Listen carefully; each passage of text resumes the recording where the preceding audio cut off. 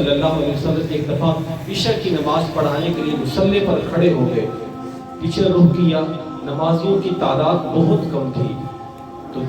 تو کہنے لگے کہ میرا دل یہ چاہ رہا ہے کہ کچھ نوجوانوں کو لوں،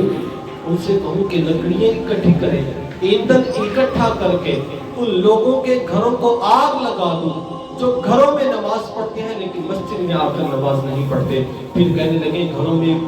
معصوم بچے ہوتے ہیں، جانور ہوتے ہیں، اس لیے میں گھروں کو آگ نہیں لگا سکتا۔ تو حضور صلی اللہ علیہ وسلم کی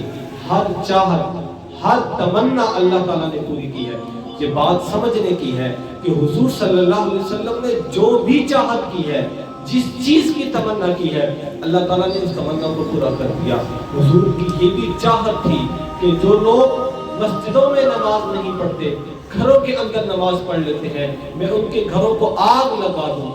اللہ رب العزت نے حضور کی اس چاہت کو بھی پورا کر دیا ہے۔ آپ دیکھ لیں کہ جن کے گھروں میں نماز پڑھنے والا نہیں ہے، ان کے گھروں میں یا تو نفرتوں کی آگ لگی ہوئی ہے، یا پریشانیوں کی آگ لگی ہوئی ہے، بیماریوں کی آگ لگی ہوئی ہے، کسی نہ کسی پریشانی میں وہ ضرور مبتلا ہے۔